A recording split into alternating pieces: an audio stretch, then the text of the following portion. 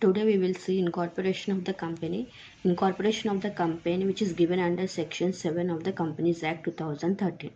So today we will see the steps, the procedure to incorporate a company. अगर company को incorporation करना है तो क्या क्या steps है, क्या क्या procedure follow करना पड़ेगा, वो हम लोग आज देखते हैं. तो वो स्टेप्स में फर्स्ट स्टेप है, अगर कोई भी बंदे को, कोई भी पर्सन को कंपनी इनकॉर्पोरेशन करना है तो पहले उसको सिलेक्शन करना पड़ेगा कि कौन सा टाइप का कंपनी वो फॉर्म करने वाला है. इधर ही wants to start private company और पब्लिक कंपनी और ओपीसी कंपनी, पार्टनरशिप फर्म, तो जो भी टाइप का कंपनी उसको फॉर्म करना है वो टाइप ऑफ कंपनी उसको सिलेक्शन करना पड़ेगा. सिलेक्शन करने के बाद अगर कंपनी कोई पब्लिक कंपनी है, कोई प्राइवेट कंपनी, तो फर्स्ट ही has to select the directors कि उसके कंपनी में कौन कौन लोग डायरेक्टर्स बनेंगे. फिर उसको ये भी चेक करना पड़ेगा कि जो भी लोगों उसके कंपनी में डायरेक्टर्स बनने वाले हैं उनके पास DIN नंबर है क्या, डायरेक्टर आइडेंटिफिकेशन नंबर है क्या, नहीं है. अगर नहीं है तो उनको बोलना पड़ेगा कि भाई पहले जाके DIN नंबर लेकर आओ, फिर बाद में ही कंपनी में अपॉइंट हो सकते.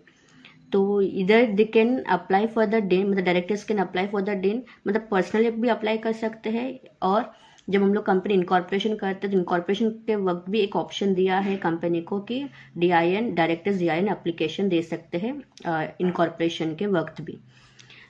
फिर बाद में क्या करना पड़ेगा कि कंपनी को अप्लाई करना पड़ेगा ROC को, कि जो भी नाम उसने कंपनी के लिए सेलेक्ट किया है वो नाम का रिजर्व करना पड़ेगा, वो रिजर्वेशन का एप्लीकेशन देना पड़ेगा ROC को. फिर बाद में कंपनी को डॉक्यूमेंट्स, इंफॉर्मेशन ROC को प्रोवाइड करना पड़ेगा कि जिस एरिया में कंपनी उसका रजिस्टर्ड ऑफिस लोकेट करने जा रही है उस एरिया में जो भी ROC है उस ROC को ये डॉक्यूमेंट्स, इंफॉर्मेशन प्रोवाइड करना पड़ेगा कंपनी को. And MOA and AOA, company जो भी MOA AOA प्रिपेयर किया है ना, memorandum of association, articles of association, and जितने भी सब्सक्राइबर्स है टू मेमोरेंडम ऑफ एसोसिएशन उनका सब डॉक्यूमेंट्स भी ROC को फाइल करना पड़ेगा. एंड अभी जितने भी लोग कंपनी में एंगेज्ड है, भले ही वो एडवोकेट्स होगा, CA होंगे, CS होंगे, इन प्रैक्टिस, इधर CA in practice, CS in practice, advocates है, कंपनी को फॉर्म करने में जितने भी लोग इन्वॉल्व है उनका डिक्लेरेशन देना पड़ेगा कंपनी को ROC के साथ. एंड कंपनी की आर्टिकल्स में जितने भी लोग as a director, as a manager है, मतलब जिनका नाम लिखा है उनका भी डिक्लेरेशन देना पड़ेगा. कि क्या डिक्लेरेशन देंगे कि all the requirements of this act, मतलब कंपनी को इनकॉर्पोरेशन करने के लिए जितने भी रूल्स एंड रेगुलेशन फॉलो करना पड़ता है वो सब कंपनी ने प्रॉपरली अप्लाई किया है, उस रूल्स एंड रेगुलेशन के अकॉर्डिंगली ही कंपनी इनकॉर्पोरेट हुआ है करके इनको डिक्लेरेशन देना पड़ेगा.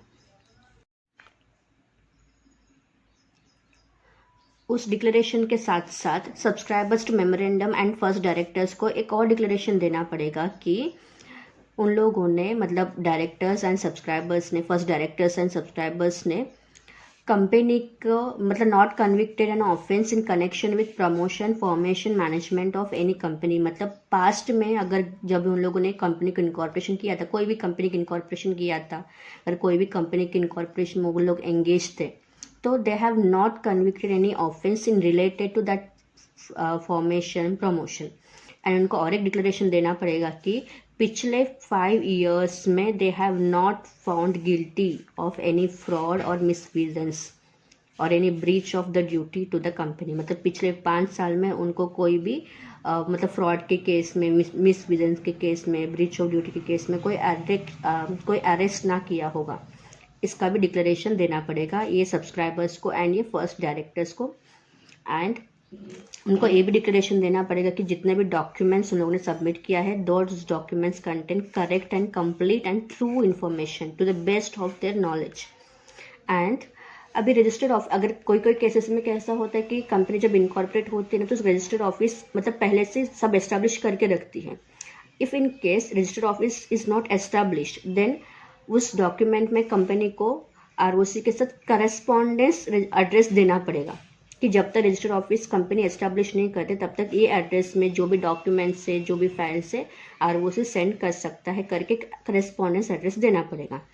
एंड उसमें सब फिर कंपनी को ROC के साथ जितने भी सब्सक्राइबर्स है उनका डिटेल्स देना पड़ेगा, उनका नाम क्या है, उनका फैमिली डिटेल्स क्या है, वो सब डिटेल्स. एंड फर्स्ट डायरेक्टर्स का भी सेम, फर्स्ट डायरेक्टर्स का नाम, उनका फैमिली बैकग्राउंड, फिर मतलब इन शॉर्ट उनका फर्स्ट डायरेक्टर्स और सब्सक्राइबर्स के फुल डिटेल्स कंपनी को मेंशन करना पड़ेगा, देना पड़ेगा आरओसी को। एंड जब कंपनी इनकॉर्पोरेशन हो रही है, इनकॉर्पोरेशन के वक्त अगर कोई भी बंदे को, कोई भी डायरेक्टर को कंपनी, सपोज एक डायरेक्टर का नाम है एडी, ये डायरेक्टर को कंपनी अपॉइंट करना चाहती है उसको कंपनी में, लेकिन ये डायरेक्टर पहले से पास्ट में पहले से ही कोई कंपनी में डायरेक्टर के जैसा एक्ट कर रहा है, is acting as a director in any company. So अभी सपोज एक कंपनी है XYZ limited company, XYZ limited company में एडी बंदा ऑलरेडी एज अ डायरेक्टर काम कर रहा है, तो इन दैट केस कंपनी को ये जो XYZ लिमिटेड है ना, इसका कंसेंट ऑब्टेन करना पड़ेगा, कंसेंट लेना पड़ेगा, और कंसेंट में ये लिखा जाएगा कि XYZ लिमिटेड कंपनी कंसेंट देगी कि मतलब वी आर अलाउविंग एडी to act as a director of any other company, ऐसा XYZ कंपनी कंसेंट देगी, एंड कंसेंट भी आरओसी के साथ फाइल करना पड़ेगा वेल इनकॉर्पोरेटिंग। अब सब डॉक्यूमेंट्स आरओसी ने सबमिट तो कर दिया, सबमिट करने के बाद ROC will issue a certificate of incorporation, certificate of incorporation COI, उसके ऊपर पैन नंबर मेंशन किया रहेगा which is issued by the IT department, income tax department. Allotment of corporate identity number which is distinct identity, जैसे अपने को खुद का मतलब इंडिविजुअल पर्सन का नॉर्मल लाइफ में पैन नंबर जैसा होता है ना, हर एक का पैन नंबर अलग अलग होता है, उसी तरह हर एक कंपनी का CIN नंबर इंडिविजुअल होता है, सेपरेट होता है, आइडेंटिकल यूनिक नंबर होता है, वो किसी और कंपनी के साथ मैच नहीं होता है। एंड ये CIN नंबर कंपनी जो सर्टिफिकेट ऑफ इनकॉर्पोरेशन दिया है ना आरओसी ने, उस सर्टिफिकेट ऑफ इनकॉर्पोरेशन में CIN नंबर इंक्लूड होता है। And CIN number shall have effect from the date of incorporation mention in the certificate. अभी जब सर्टिफिकेट ऑफ इनकॉर्पोरेशन आरओसी ने इशू किया है, उस सर्टिफिकेट ऑफ इनकॉर्पोरेशन में जो डेट मेंशन किया है ना, इनकॉर्पोरेशन का डेट, उस डेट से ही ये CIN नंबर वैलिड होगा। नाउ अभी जितने भी डॉक्यूमेंट्स है आरओसी ने दिया है, सपोज ये COI number, COI certificate of incorporation दिया है आरओसी ने, जितने भी डॉक्यूमेंट्स है, जितने भी इंफॉर्मेशन है, कंपनी उस डॉक्यूमेंट्स को, उस इंफॉर्मेशन को टिल इट्स डिसोल्यूशन, जब तक कंपनी बाइंडिंग अप नहीं होते, जब तक कंपनी बंद नहीं होती, तब तक उस डॉक्यूमेंट्स को मेंटेन करना पड़ेगा। एंड इनकॉर्पोरेशन में किसी भी डायरेक्टर ने, कोई भी बंदे ने, सब्सक्राइबर ने, या CA in practice, CS in practice, किसी ने भी कोई फॉल्स इनकरेक्ट इंफॉर्मेशन या सेपरेशन ऑफ मटेरियल फैक्ट्स किया है, तो he will be liable for fraud under section 447। 447 में जितना भी पनिशमेंट लिखा है, वो पनिशमेंट इन लोगों को लागू हो जाएगा। ये तो हम लोग ने देखा था कि during means while incorporating, incorporation के वक्त कुछ भी ये मतलब पता चलता है कि किसी ने भी फॉल्स इंफॉर्मेशन प्रोवाइड किया है करके, तो उनको सेक्शन 447। देखिए इनकॉर्पोरेशन होने के बाद after post means after incorporation, after post incorporation होने के बाद आरओसी को पता चलता है कि डायरेक्टर्स, प्रमोटर्स, किसी ने भी ना फ्रॉड इन्फॉर्मेशन ये सब किया है, फॉल्स इन्फॉर्मेशन प्रोवाइड किया है, इनकरेक्ट इन्फॉर्मेशन प्रोवाइड किया है, तो पोस्ट इनकॉर्पोरेशन भी they are liable for punishment under section 447, fraud के केस में डालेगी आरओसी, मतलब फ्रॉड के सेक्शन में उन लोग को पनिशमेंट लागू किया जाएगा। If anyone has made an application to the tribunal that कि कंपनी तो false information, incorrect information दे के कंपनी इनकॉर्पोरेशन हुआ है करके, तो in that case tribunal will pass an order as it may think fit, मतलब उसको जैसा ठीक लगता है वैसे वो ऑर्डर पास कर सकते हैं। इधर मतलब वो बोल सकते हैं कि पूरा कंपनी का मैनेजमेंट इंक्लूडिंग मतलब changes in the MOA in public interest, कुछ मतलब पूरा कंपनी का मैनेजमेंट ही चेंज कर सकते हैं tribunal, the interest of company members and creditors, company के इंटरेस्ट में, मेंबर्स के इंटरेस्ट में, क्रेडिटर्स के इंटरेस्ट में कंपनी का मैनेजमेंट भी ट्रिब्यूनल चेंज कर सकती है, उसके पास वो राइट है, कंपनी का MOA भी चेंज कर सकती है। लाइबिलिटी ऑफ मेंबर्स अनलिमिटेड, जितने भी मेंबर्स है ना उनका लाइबिलिटी अगर कंपनी लिमिटेड करके इनकॉर्पोरेट हुआ है, तो in that case tribunal has right to declare liability of members as unlimited liability. Company का नाम रिमूव भी कर सकती है रजिस्टर ऑफ कंपनी से, कंपनी का वाइंडिंग अप का भी ऑर्डर पास कर सकता है अगर कंपनी इनकॉर्पोरेशन हो चुका है, तो इन दैट केस कंपनी का वाइंडिंग अप ऑर्डर भी पास कर सकता है, और such order as it may think fit, and before making the order tribunal will give an reasonable opportunity of being heard and take into consideration all transactions entered into. So this is section 7 of the Companies Act. Now we will see incorporation of one person company. अभी तक जो हम लोग ने procedure देखा था company के incorporation का, वो प्रोसीजर तो पूरा सेम टू सेम है, लेकिन कुछ कुछ माइन्यूट चेंजेस है in the case of one person company. वो चेंजेस हम लोग देखते हैं. जब company memorandum of association file करती है आरओसी के साथ while incorporating, at that time in MOA memorandum of association company has to mention the name of the nominee. अब नॉमिनी का नाम मेमोरेंडम ऑफ एसोसिएशन में मेंशन करना पड़ेगा. क्यों? बिकॉज कि वन पर्सन कंपनी है. वन पर्सन कंपनी में मेंबर तो एक ही बंदा है. अगर उसका डेथ हो गया तो फिर कंपनी कैसे चलेगा ना. तो इन दैट केस अगर वन पर्सन कंपनी है तो company has to mention the name of the nominee. In case of subscriber's death, अगर उसका डेथ सब्सक्राइबर का मीन्स वन पर्सन का डेथ हो जाता है, अगर he is in capacity to contract, then in that case nominee will become member of that company. अब ये नाम मतलब मेमोरेंडम ऑफ एसोसिएशन में नॉमिनी का नाम मेंशन करने से पहले ही कंपनी को नॉमिनी का कंसेंट लेना पड़ेगा in the prescribed form. And वो कंसेंट भी while filing MOA with the ROC, company has to attach that consent with the ROC while filing MOA and AOA. And ज़रूरी नहीं है कि एक बार नॉमिनी ने अपना कंसेंट दिया है तो ही कांट विदड्रॉ, ऐसा कुछ नहीं है. Nominee has full freedom, full right to withdraw his consent at any time. Now अभी ज़रूरी नहीं है कि एक बार मेंबर ने मतलब नॉमिनी का नाम नॉमिनेट किया है तो फिर बाद में वो लाइफ टाइम तक, कंपनी का लाइफ टाइम तक वही नाम नॉमिनी का नाम चलेगा. तो ऐसे ज़रूरी नहीं है. Even member has freedom to change the name of the nominee. अगर नाम मेंबर को अगर नॉमिनी का नाम चेंज करना है तो चेंज कर सकता है by giving new name to the company. अभी नाउ मतलब हम लोग जब कंपनी इनकॉर्पोरेट होती है, इनकॉर्पोरेट होने के बाद company OPC and member both are distinct person because company has separate distinct entity. Distinct मतलब नाम होता है उसका, सेपरेटली एंटिटी होता है वो. तो in that case if a member has to change the name of the nominee, in that case OPC has to member has to give notice to the OPC company and company shall intimate the ROC. member OPC company को notice देगा, फिर OPC company किसको inform करेगी? Name of the new nominee to the ROC. and this change shall not be considered as a change in alteration of or considered as a change of alteration of the MOA.